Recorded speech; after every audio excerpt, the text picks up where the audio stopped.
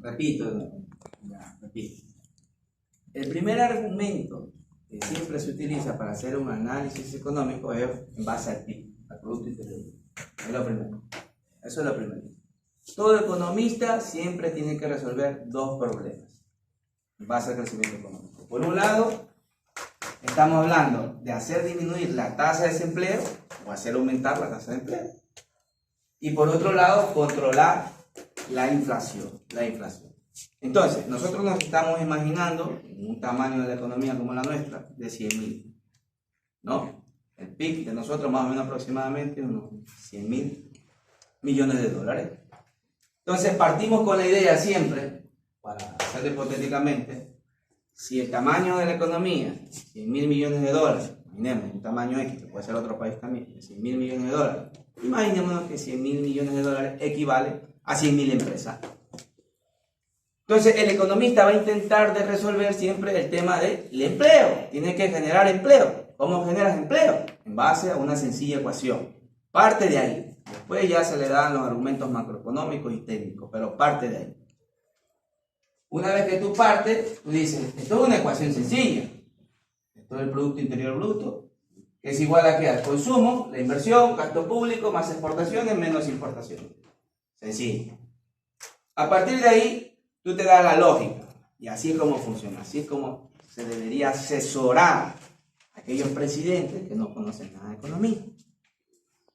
Entonces, tú le dices, mire, señor presidente, usted parte de la lógica que tenemos 100.000 empresas, y queremos crear empresas, y para crear empresas, nosotros vamos a impulsar el consumo por un lado, vamos a impulsar la inversión por otro lado, vamos a impulsar el gasto público por otro lado, que ya podemos explicar clases a futuro lo que tiene que implicar el gasto público con la deuda externa.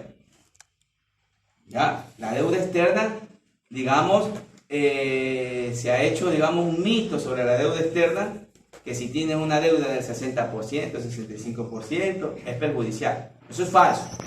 El conjunto de la Unión Europea tiene un techo sobre la deuda externa. Incluso hubo un Nobel, ¿no? Hubo un Nobel que desbarató ese argumento de que el aumento del gasto público generaba menor crecimiento, o que el aumento de la deuda pública generaba menor crecimiento, lo desbarataron, recién ahora poco, ya hace unos 2-3 años anteriores. Entonces, eso es otro contexto. Más las exportaciones, que darle competitividad al sector exportador, porque si le damos competitividad al sector exportador, lógicamente, porque la producción nacional va a crecer, ¿no? Y le vamos a dar trabajo ¿qué? A la economía nacional. Pero si es al contrario, nosotros más importamos de lo que producimos, normalmente que le estamos dando trabajo nosotros a quién, a los de afuera, que a los de aquí. Por eso es el impuesto a la salida de divisas, que también a futuro lo vamos a explicar. ¿Cuál es el argumento? Porque si hay tres sectores dentro de la economía, en este contexto hablamos del sector privado, que depende de qué, depende del ahorro y la inversión. El sector público, que depende de qué, del gasto público menos los impuestos. Y más el sector externo, que depende de qué, de las exportaciones menos importaciones. Si aquí hay un superávit, tenemos fuentes de financiamiento para financiar a este sector público y privado, tanto el público como privado. Pero si aquí hay déficit, es cuando nos falta prácticamente en el sector externo fuentes de financiamiento. No llegamos ni a cubrir el año, y por eso le tocamos la puerta al Fondo Monetario Internacional, al Banco Mundial, que nos preste dinero, y cada vez es peor. Cada vez es peor. Ahora, el parámetro para generar empleo desde un punto de vista de una ecuación sencilla, que todo economista creo que lo debe de entender, pero también hay que ligarla a las funciones matemáticas que existen. Entonces, dentro de ellas, nos estamos imaginando una economía de 100.000 millones de dólares y queremos hacer crecer un 5%. Vamos a operar sobre la función del consumo, vamos a operar sobre la función de la inversión y vamos a operar sobre el gasto público y las exportaciones. Y tenemos nosotros que impulsar de que aquí crezca un 2%, de que aquí crezca 2%. Tenemos que impulsar de que aquí crezca 2, de que aquí crezca 2, de que aquí crezca por lo menos 1 y de que aquí decrezca 2. Entonces llegaremos a cumplir un objetivo. Porque cuando tú diseñas la política económica, tienes unos objetivos de la política económica. Entre ellos es, el primero, crecimiento económico. El segundo, disminuir la tasa de desempleo. El tercero, controlar la inflación, ¿no? Y el cuarto, mucho más importante desde el punto de vista de equidad económica, la distribución de la riqueza. La distribución de la riqueza. Entonces, desde el punto de vista de crecimiento económico, si esto de aquí es el tamaño de la economía, la producción de la economía, y esto crece, ¿qué tengo que hacer? Si esto crece, crece pues la economía. Y yo lo que tengo que hacer, sencillito, aquí lo que tengo que hacer, como esto es una ecuación, esto es una igualdad, yo tengo que hacer crecer el consumo, hacer crecer la inversión, hacer crecer el gasto público, hacer crecer las exportaciones. Pero ahí viene la pregunta, ¿cómo hago crecer el consumo? El consumo tiene una función matemática, macroeconómica. ¿El consumo depende de qué? Del consumo autónomo más la propensión marginal a consumir, que depende a su vez de la renta disponible. Pero aquí la función matemática me dice que este consumo autónomo más signo positivo. Cuando ustedes ven la correlación de la econometría, la pendiente de la curva es positiva. Y desde ahí, de entrada, me está diciendo que la relación entre el consumo y la producción es positiva. Es decir, que si crece el consumo, crece la producción. Que si baja el consumo, baja la producción. Pero es lógico. Es lógico. Cualquier persona racional va a entender lo mismo. Dice, oye, baja el consumo, normal. ¿No? Los empresarios hacen estudios de mercado y van a bajar la producción. Sube el consumo, los empresarios, las multinacionales, hacen su estudio de mercado y van a producir más. La pregunta también es muy interesante desde el punto de vista de política neoliberal y del punto de vista keynesiano. ¿Quién es primero? ¿El huevo o la gallina? Desde el punto de vista keynesiano, se dice que la demanda es insuficiente. Es decir, que el consumo es insuficiente, que hay que reactivar el consumo. Desde el punto de vista neoliberal, se dice, el argumento, que está en base al ahorro, porque el ahorro es igual a la inversión. Y si hay ahorro, hay inversión. Fíjate, esa paradoja, y ese es el debate que hoy se mantiene en el siglo XXI. Pero en contexto de recesión económica, es imposible ahorrar. Ahí está el argumento. Es imposible ahorrar en el contexto de recesión económica. Es imposible ahorrar. Entonces, ¿qué tendría que hacer el gobierno? Impulsar el consumo. Impulsar el consumo. ¿Cómo? Aquí tenemos una función. El consumo autónomo, que es el consumo que tú vas a consumir en tu canasta básica, que no depende del nivel de renta. Pero hay otro consumo, que es la propensión marginal a consumir, que depende de la renta disponible y que está apalancado ¿con qué? Con el impuesto. Y por lógica, si bajan los impuestos, aumenta el consumo. Y por lo tanto, mi objetivo dentro de la política económica es que llegue a 2.000 millones de dólares en consumo. El gasto del consumo de los hogares suba a 2.000 millones de dólares. ¿Cómo? Bajando los impuestos. Sencillito. Porque esto del consumo va a ser la señal. ¿Va a ser la señal para qué? Va a ser la señal para que la producción se anime y diga, oye, la gente está consumiendo. Y si la gente está consumiendo, las empresas hacen sus estudios de mercado y comienzan a producir. Normal, pues. Si tú tienes una empresa, lanza tu estudio de mercado y dice, oye, la gente está consumiendo, la gente está demandando productos. Comienza a producir. Y esto va a ser la señal para reactivar la inversión. ¿Y la inversión de qué depende? Asimismo, la inversión depende de la inversión autónoma, ya menos la propensión marginal a invertir, que depende a su vez de qué? De los tipos de intereses. Pero depende negativamente de los tipos de intereses. Esa es la gran realidad. Negativamente de los tipos de intereses. Y aquí vemos, sencillo. ¿Ya? Y ahí vemos la pendiente ¿qué es? Es negativa. La pendiente es negativa. Y si la pendiente es negativa, sencillito, graficamos R sub 0 y su 0. Y le sacamos el análisis. Sencillito, ¿no? Si bajan los tipos de intereses a R sub 1, ¿qué ocurre con la inversión? ¿Ah? Aumenta la inversión. Entonces, el análisis baja los tipos de intereses, aumenta la inversión. Y al revés, también así mismo. Si aumentan los tipos de intereses a R sub 1, disminuye la inversión. Normal, ¿no? Aumenta R, disminuye la inversión. Tenemos un análisis técnico. ¿Qué debemos de hacer entonces para reactivar la inversión? Disminuir las tasas de interés. Claro. Si disminuyes aquí R, los tipos de intereses, o I, como lo conocen en la matemática financiera, ¿no? se disminuye R, aumenta la inversión. Claro, cuando se disminuyen los tipos de intereses, ustedes, futuros ministros de Economía, lo que se está intentando es hacer una reestructuración también de las deudas de la familia. Así hacen. Esa es la política económica que utilizan los países desarrollados como en base la Unión Europea y la Reserva Federal de Estados Unidos. Bajar los tipos de intereses. Dicen, vamos a bajar los tipos de intereses para que reestructuren las deudas. Eso también es un mecanismo de reestructuración de deuda. Porque va a ayudar a que, si ha bajado un poquito de intereses y tú pagas capital más interés, oye, te va a dar un poquito de oxígeno, de liquidez, para apalancarte mejor y tengas liquidez. Lo que hace falta es liquidez. Cuando hay recesión económica, ¿qué hace falta? Liquidez, no hay dinero en la economía. Entonces la familia va a tener un poquito de oxígeno, va a bajar, digamos, ese préstamo personal un poquito, algo de interés, y eso va sumando un poquito y tiene algo para consumir. Para consumir. Entonces, cuando se bajan los tipos de intereses, se da liquidez ¿a quién? A las familias, y también se da liquidez ¿a quién? A las empresas. Pues imagínate que yo soy empresario, tengo un préstamo también, tengo una hipoteca también. Y si bajan los tipos de intereses, claro, me va a dar algo de oxígeno, liquidez. ¿Para qué? Para poder invertir, para poder comprar más materia prima y tirar de la producción.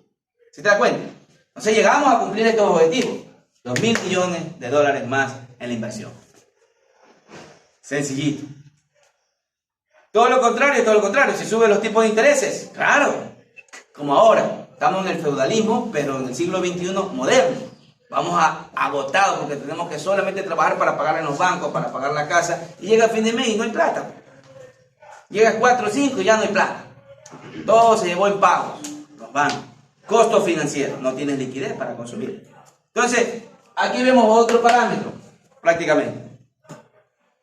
Otro parámetro más sobre el gasto público. Ahora, aquí en este tema del gasto público se cometen muchos errores. En la teoría keynesiana no te especifica el gasto público en el gasto burocrático, en cuentas corrientes, en que el ministro tiene que tener 20 asesores, en que el jefe de un departamento del sector público tiene que tener 5 asesores y un conjunto de pipones que no hacen nada. No funciona así. Ese gasto público tiene que ser diseñado en el gasto de inversión. Porque cuando viene el gasto de inversión y yo voy a hacer una carretera aquí, estamos en Milagro, hacer una buena carretera o un buen puente, claro, ¿quién se beneficia? Ya se le desembolsa el dinero para hacer, digamos, para la obra pública, se desembolsa para hacer el puente, muy bien, es dinero del Estado, gasto público generado de los mismos impuestos, ya, recaudado en teoría como debería de ser, paga más el que tiene más y paga menos el que tiene menos para canalizar y hacer un puente, para gestionar ¿qué? Empleo. Pero claro, cuando tú vas a hacer un puente, no te lo hace el sector público, te lo hace el sector privado. Entonces vienen los ingenieros, los contratistas y firmas contratos. Y el sector privado se beneficia ¿de qué? Del sector público. Por un puente. Y el sector privado tiene que llamar a sus ingenieros, a sus empleados, a sus trabajadores y hay creación de empleo. Entonces dentro de la teoría keynesiana es la obra magistrosa, digamos, desde el punto de vista, ya que tiene que aumentar el gasto público para impulsar también el empleo, desde el punto de vista. Entonces ahí en las carreteras, universidades, gasto en salud, hospitales, etcétera, ¿no? Y también es muy importante porque la infraestructura que va a impulsar desde otro punto de vista, el turismo y el emprendimiento, pues. O si no, pues la Unión Europea, ¿para qué hace tanta obra pública? Y cada vez avanza a pasos agigantados. Asia cada vez avanza a pasos agigantados. Rusia, Estados Unidos mismo. Y nosotros nada. Esa es la realidad. Entonces, aquí tenemos la lógica, por un lado, aumentamos el consumo, aumentamos la inversión, aumentamos el gasto público, y cómo le damos competitividad al sector externo. Nosotros, como ecuatorianos, como un país totalmente dolarizado, la política monetaria totalmente depende ¿de dónde? De Estados Unidos. No tenemos la capacidad para influir, para depreciar o apreciar la moneda, porque eso está en función y ligado de los tipos de interés. Pero también sabemos que si bajan los tipos de intereses, la moneda se deprecia. Y cuando bajan los tipos de intereses, apalancados, los mismos Estados Unidos, la moneda se deprecia y nosotros, entre comillas, somos más competitivos. Pero no tenemos que esperar ser competitivos desde el punto de vista macroeconómico. También podemos ser competitivos desde el punto de vista microeconómico. desde el punto de vista de la cadena del valor, desde el punto de vista del servicio postventa, desde el punto de vista de la calidad, desde el punto de vista de la gestión operativa, prácticamente para utilizar lo que es economía de escala, reducir costos y trasladar esa reducción de costos en los precios de venta y ser mucho más competitivos vía precios y vía diferenciación del producto y segmentamos mejor el mercado. Entonces también se le puede generar competitividad. Claro, todo eso va con capacitación técnica de parte del gobierno. Eso lo hacen los países de la OCDE, con los ministerios de Relaciones Exteriores. Capacitan a la pequeña y a la mediana industria para llevar su producto al resto del mundo. Hacen procesos de incubación prácticamente. Lo incuban. Tú formas parte de la pequeña empresa, vamos a intentar que la pequeña empresa sea la mediana. Vamos a intentar que la mediana sea la grande y vamos a intentar que la grande se llegue a un proceso de internacionalización como el Grupo Inditex. Tú ves el Zara, Pull&Bear, Bresca, por todo el mundo. Impulsado también desde el punto de vista macroeconómico del gobierno, del Ministerio de Relaciones Exteriores. Entonces, ahí se impulsa la competitividad. Entonces, ahí se llega ¿a qué? A un objetivo de crecimiento económico. A un objetivo de crecimiento económico. Sencillito. Ahora, a partir de ahí también las importaciones. Parece mentira, pero el mundo critica el proteccionismo. El mundo es crítico del proteccionismo en el siglo XXI, con la globalización y la modernización. Es verdad, critica el proteccionismo, pero proteccionista es la Unión Europea. ¿Por qué? Porque subvenciona en el sistema agrícola alrededor de un 80%. Proteccionista también es los Estados Unidos, porque también subvencionan al sistema agrícola alrededor del 80%. Si ellos dejaran de subvencionar y permitieran que nosotros entráramos en un libre mercado hacia la Unión Europea y Estados Unidos a vender nuestros productos agrícolas, claro, entonces diríamos que no son proteccionistas. Entonces, el proteccionismo existe en su teoría, en su base mercantilista. Porque los mercantilistas creían en su debido tiempo y decían, comenzaban a racionalizar dentro de la economía y decían, oye, sencillo, para que la economía haya más, digamos, más emoción, dinamismo económico, aquí prácticamente dentro del tamaño de la economía tiene que haber más oro, tiene que haber más oro. Entonces ellos creían y decían, mientras hay más oro, nosotros somos más ricos. Y la primera pregunta, ¿cómo va a haber más oro aquí? Sencillo, tenemos que vender más a nuestros vecinos. Entonces de ahí viene el sistema de la exportación, que la exportación tiene que ser mayor a la importación para que haya superávit, para que haya más oro. Si nosotros vendemos más, recibimos más oro. Si compramos menos, sale menos oro. Esa es la sencilla. Y eso, en el sector externo, aquí, te va a generar ¿qué? Un superávit. Y este superávit vas a tener la capacidad para financiar a otros sectores.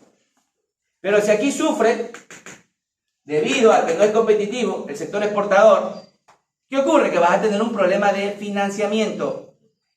Porque entonces va a afectar a lo que se llama Reserva Monetaria Internacional, vas a tener déficits fiscales y causa de esos déficits fiscales, tú tienes que recurrir al Fondo Monetario Internacional, a organismos internacionales para financiar otros sectores. Sencillita. Entonces ahí es un mecanismo para cumplir un objetivo, digamos, del punto de vista de crecimiento económico. El segundo objetivo que tiene que ver es controlar la inflación. La inflación es perjudicial. En los últimos 20 años, la media europea, la tasa de inflación, más o menos aproximadamente entre un 1 a un 1.5%. ¿Por qué la Unión Europea siempre ha manejado eso? Entre un 1 y 1.5%. Por una sencilla razón, dice, si los precios suben entre un 1 y 1.5% de media, otros países 0.5, menos de 1%, 0.25, nada. Porque si los precios suben a 0.5%, menos de un 1%, prácticamente, sube menos de un 1% o sube a un 1%, mejor. ¿Qué ocurre entonces? Que ha subido los precios a un 1%. Está mejorando tu calidad de vida ¿en cuánto? En un 1%. Y eso lo que está haciendo es perder poder adquisitivo. Sencillo. Entonces vienen los sindicatos, como en España, y presionan. Comisiones Obreras dice, señor, y le hace presión al ministro de Trabajo. Señor, me ha subido un 1% la canasta básica. Por lo tanto, usted me tiene que subir el sueldo y salario, porque nosotros año a año mejoramos la calidad de vida. ¿Cuánto tendría que subirle? La pregunta. Entonces, ellos dicen, me ha subido un 1, no queremos estar a la par, me vas a subir un 3. Esa es la negociación. Le dice al ministro de Trabajo, al ministro de Gobierno, en este contexto. Entonces va el ministro de Gobierno, habla con el ministro de Economía. Sí, la situación está manejable, porque el ministro de Economía sí es técnico, tiene controlada la inflación. Ese sí es un ministro de Economía. Tiene controlado en términos de inflación, está operando sobre esta ecuación.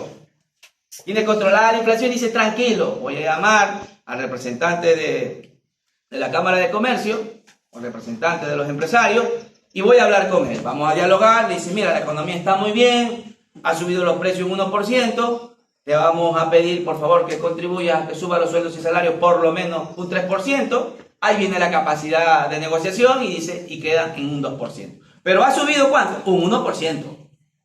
La calidad de los españoles o la calidad de los europeos. Así se maneja los países, no sé. ¿Por qué? Porque la inflación es moderada. Pues. La inflación es moderada. Se puede negociar, se puede hablar con los sindicatos y se puede hablar con la Cámara de los Empresarios, con representantes de los empresarios. Entonces, ¿qué ocurre? Sube por un lado el poder adquisitivo, sube el sueldo y salario de la familia, sube el sueldo y salario de la familia, y como sube el sueldo y salario de la familia, mejora la calidad de vida, impulsa nuevamente el consumo, y eso va a impulsar nuevamente a la producción, y eso va a impulsar nuevamente a la inversión. Y si hay consumo y hay inversión, las empresas venden más, la gente consume más, y el Estado recauda más impuestos pues, para hacer más obra pública. Pues. Sencillo, es sencillo cómo funciona. Ahora, ahí está controlada la inflación, pero cuando la inflación se sale del descontrol y tú estás creciendo sobre un pic del 12%, 15%, como China en su época, dando casi un tope del 15%, ¿no? Entonces se te puede disparar la inflación. Imaginémonos que tú subes un 15% y la inflación sube un 9, 10%. La cosa ya comienza a cambiar, porque un 8%, un 9% ya no es una inflación controlada. Ya no es una inflación controlada. Entonces, ¿qué ocurre? Que la familia viene ahí, el sindicato, y te dice, señor, me ha subido un 8% la inflación. Por lo tanto, yo no voy a comprar 8% menos, señor, en mi canasta básica. Eso es la inflación. Cuando sube la inflación, tú vas a comprar menos productos. Tú vas a comprar menos productos. Entonces, ellos, el representante de los sindicatos, te dice, yo no voy a comprar el 8% menos, señor. Usted tiene que hacer algo para que me suban los sueldos y salarios. Por lo menos el 8%. Claro, cuando va el ministro de Trabajo también a tocarle la puerta, junto con el ministro de Economía, al representante de los empresarios también se encuentran con un problema, pues, que es la inflación, pues. Tú le dices, señor, usted me viene a decir que yo le subo un 10%, ¿está loco? Si me han subido los costos de producción, prácticamente, en un 8%. Entonces tengo que, se me han subido los costos de producción, ha recortado mi beneficio y vamos a recortar la producción. Porque no tengo el dinero suficiente para comprar la misma producción, por lo tanto tengo que recortar la producción. Si te das cuenta que ya se vuelve difícil controlar ese tema, cuando se sube la inflación, un parámetro. Por eso, la lógica de la media europea, entre 1 y 1.5%. Porque siempre los europeos, la lógica de ellos, los europeos es Roma, y tiene que mejorar siempre la calidad de vida de los romanos. Así de sencillo. Conjunto de la Unión Europea. Por eso, los europeos, ¿qué es calidad de vida? Bienestar, pues. Por eso ellos se dan sus lujos, se dan sus vacaciones de 20, 30 días, hotel 5 estrellas, porque cada año tienen un poquito más. Que también que cuando hay grandes crisis, se siente la crisis. Cuando hay grandes guerras, se siente por allá la guerra, como lo que estamos viendo ahora. Esa es la gran realidad. Entonces, eso en términos de inflación se vuelve incontrolable. Imagínate en nuestra época, en el año 1999, que sube una inflación en términos porcentual de casi 98%. ¿Qué quería decir eso? Sube el 98%, quiere decir que mi canasta básica se reduce prácticamente al 100%. Entonces, en términos, y si sube la inflación mañana al 50%, ¿qué quiere decir eso? ¿Que yo voy a comer 50% menos? No, pues. Eso es lo que ocurrió durante el periodo de los 90, 25, 30, 45%. La gente comía menos, pues. Entonces, cuando la gente come menos, hay menos consumo, hay más pobreza, más miseria, más desempleo y todo se vuelve un caos. Por eso, futuros economistas, imposible. Términos de inflación hay que tener en mente. Claro que últimamente, desde el 2017, viendo los datos, del 2017, 2018, 2019, ha habido deflación. Pero esa deflación tenemos que leer la causa de la deflación. En los países desarrollados, la deflación es causa de la competitividad, de la mejora tecnológica. Cuando mejora la tecnología, se puede abaratar los costos y bajar los precios. Muy bien. Eso es positivo porque eso genera empleo. Pero desde el punto de vista de recesión económica, es muy diferente a la deflación. Porque quiere decir que están bajando los precios los empresarios porque tienen que sobrevivir, pues. Porque si no bajo los precios no vendo. Porque tengo que operar bajo mis costos, tengo que pagar empleados, tengo que pagar la luz, tengo que pagar el local, coma, etc. Entonces tenemos que leer ese contexto, porque a veces muchos hacen una lectura errónea. Tenemos que saber esa lectura correcta. Cuando bajan los precios, causa de la competitividad, causa de la mejora tecnológica, y cuando bajan los precios, producto de una recesión económica porque los empresarios no venden y bajan los precios para sobrevivir. ¿Sí ves? ¿Cómo controlamos la inflación? Dos términos. Por un lado el desempleo, por otro lado la inflación. Primer objetivo de la política económica, crecimiento económico. Segundo objetivo, controlar la inflación. Otro objetivo más, la distribución de la renta. ¿Cómo distribuye la renta? Sencillo. En los países de la OCDE, y sobre todo en los países de la Unión Europea, te digo los países de la Unión Europea porque ahora poco escribí un artículo hace unos 4 o 5 meses de la zona euro y tuve que mirar con lupa cada uno de estos países cómo fue su crecimiento económico, aunque ya ustedes saben que yo estudié por allá y de ahí vengo un poquito, ¿no? Pero lo estudié con lupa y pude observar algo muy importante, que en el conjunto de la Unión Europea, en cuestión de la distribución de la riqueza, paga más el que tiene más y paga menos el que tiene menos. Sencillo. Paga más el que tiene más y paga menos el que tiene menos. Y la primera pregunta, ¿cómo distribuimos esa riqueza? Que están pagando más los que tienen más y pagan menos los que tienen menos. Mediante un gasto en educación y en salud. Para compensar a la familia que no gaste y le quede dinero para que consuma. Así de sencillo. Por eso, en cuanto a la salud pública y la educación pública, es la mejor. Todo lo público, donde yo vengo, España, durante los últimos 13 años, era lo mejor. Un policlínico es mejor que la clínica Kennedy, el servicio. Un policlínico de España, de un cantón, hasta rural puede ser de todo. Tremendo lo que pasa. ¿Por qué? Porque la lógica dice, mire economista, lo que queremos es que usted, si es de clase media, no gaste en sus hijos ni en educación, porque tenemos los mejores colegios, las mejores escuelas públicas, las mejores universidades públicas, para que usted no gaste en educación. Y usted se ahorre todo ese dinero que está gastando, 500, 600 dólares, en lo privado, y usted se dedica a consumir y a gastar la vida, a vivir la vida con su familia. Ese dinero, en vez de destinarlo en educación, usted lo va a destinar en consumir. Y si hay consumo, ¿qué hay? Producción. Y si hay consumo, ¿qué hay? Inversión. Porque esa es la señal. Esa es la señal. Cuando hay consumo, aumenta la producción. Pues. Lo mismo ocurre con la salud. Tú ves allá, la salud pública de calidad. La salud pública mejor, de calidad. ¿Qué hace? Sencillo, tenemos una salud pública, ¿para qué? Para que tú no gastes en medicamentos, porque los medicamentos son subsidiados hasta un 98%. Una receta que vale 200 euros te sale por 3, 4 euros. Yo no me acuerdo haber pagado una receta en España más de 12 euros. Tremendo, impresionante. Y ahí salía el precio, 200 euros, 198. Al principio me asusté y digo, ¿todo esto hay que pagar? Cuando voy a la farmacia, cualquier farmacia compra la receta. No existe ese parámetro que aquí no, se queda prácticamente sin medicina. A cualquier farmacia tú vas y te acercas a la farmacia de la esquina, del barrio, del otro continente, lo que tú quieras. Pero tú encuentras tu medicamento. Y no gastas más de 4 euros. Normal, pues. Imagínate si yo gastara los 200 euros o 500 euros solo en los medicamentos. Soy enfermo a la final. No sé, alguna enfermedad rara. y tengo que gastar 500 euros, pero acá me sale por 5 euros. Claro, me va a quedar dinero ¿para qué? Para consumir. Para eso es. Entonces, esa es la manera de distribuir la riqueza a través del gasto en educación y gasto en salud. Y también se le da lo que es la oportunidad, la ley de igualdad, de que el pobre tenga derecho a acceder a lo mejor, de que el pobre tenga derecho a educarse en la mejor universidad, de que el pobre tenga derecho a estar, digamos, y beneficiarse de la mejor salud. Ley de igualdad. Ese es el mecanismo de la distribución de la riqueza. Pero aquí en nuestra región latinoamericana, paga menos prácticamente el que tiene más.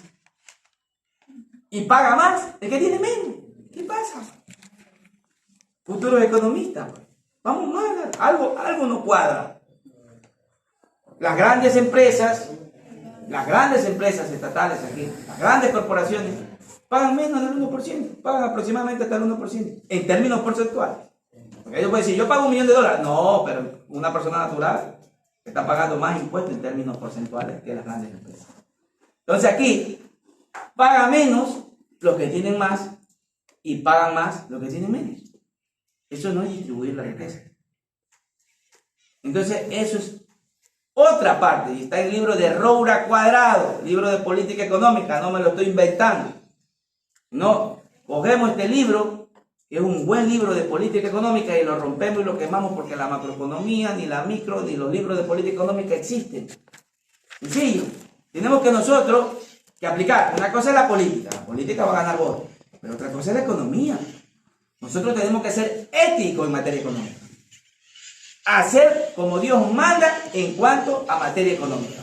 ¿Queremos crecer? Si queremos crecer, ¿qué tenemos que hacer? Sencillito. ¿Qué debe de hacer? Sencillo, vamos a crecer. Para que haya crecimiento económico necesitamos estos elementos. Bajar los impuestos, sube el consumo. Baja los tipos de intereses, sube la inversión. Aumenta el gasto público, generamos más empleo, más trabajo, hay más consumo, hay más movimiento de velocidad de circulación del dinero. Así de sencillo. Y le damos competitividad al sector exportador, no solamente desde el punto de vista macro, porque nosotros no tenemos la capacidad para depreciar la moneda y bajar los tipos de interés, pero lo podemos devolver la competitividad desde el punto de vista técnico, desde el punto de vista de capacitación técnica del servicio, o de la calidad, ¿no?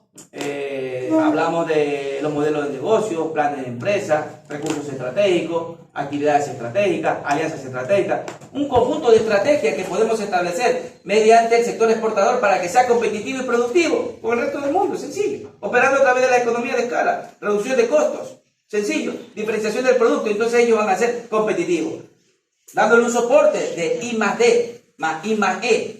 Sencillo, así de sencillo. Investigación y desarrollo, más innovación, más creatividad. Se le da el soporte técnico y entonces estos van a desarrollar nuevos productos, se va a patentar, se patenta la idea, se patenta el producto y se exporta al resto del mundo. Eso es lo que se hace. Bolivia patenta, tiene más patentes que nosotros ahora. Y está buscando siempre sobre las tecnologías de la información y comunicación. Asociándose. Tenemos las tecnologías, pero no explotamos los factores productivos que nosotros tenemos. Eso es el punto de vista microeconómico. ¿Cuáles son los factores productivos que tenemos? Tierra, capital, trabajo, habilidades empresariales y tecnología. Tenemos que explotarlos con los factores productivos, pero no los explotamos. A mí me preguntaban y me vacilaban algunos españoles. Oye, ¿en tu país qué hay? Cacao, el mejor cacao del mundo. Banano, el mejor exportador del mundo. ¿No? ¿Qué más tenemos? El petróleo. Petróleo, ustedes tienen petróleo. ¿En verdad me dice? Sí, así se quedan sorprendidos. Tienen petróleo, en verdad. Hostia, tío, decía. Tiene petróleo, tiene banano, tiene cacao. Y me han dicho que tu tierra es fértil. Hostia, tío. Nosotros no tenemos eso y somos más ricos que ustedes. ¿Qué pasa? Esa es la gran realidad. Algo pasa. Somos un país rico. Realmente rico. Tenemos cosas que otros países no poseen. Tenemos recursos que otros no poseen. Pero no sabemos explotarlos. No sabemos gestionarlos en materia económica. No sabemos impulsar el crecimiento económico. No sabemos controlar la inflación. Esa es la sencilla razón. La primera señal para la reactivación económica es la bajada de tipos de interés. ¿Y qué ocurre? La inversión extranjera jamás va a venir. Porque la inversión extranjera ve, cuando existe desempleo, dice, ¿allá qué hay en ese país? Ecuador, desempleo. Bolivia, empleo. Si en Ecuador hay desempleo y me están poniendo una ley para que no pague impuestos, 5 años, ¿de qué vale que yo sea un inversionista extranjero? Un alemán, un francés, un español, y yo vaya a posesionarme ahí con mi industria, a desarrollar mi producto? Si yo no voy a vender, pues hay un montón de gente desempleada que no tiene dinero para comprar. Ve el producto y te vas a ver igualito como en una feria, en la feria de emprendimiento, y la gente está de milón. Así de sencillo. Ve el producto. Entonces, ellos hacen su estudio de mercado, pues. Los países internacionales hacen lo que se llama un proceso de internacionalización de empresas y evalúan, dicen, ¿en dónde es conveniente? Aquí, aquí, aquí, aquí. ¿Cuál es la señal? No me digas ni pío ni tío. Lo que ven las señales cuando hay crecimiento económico. Cuando hay crecimiento económico, hay empleo, hay consumo, hay demanda, entonces yo voy y presento mi producto. Me importan los impuestos que tenga que pagar.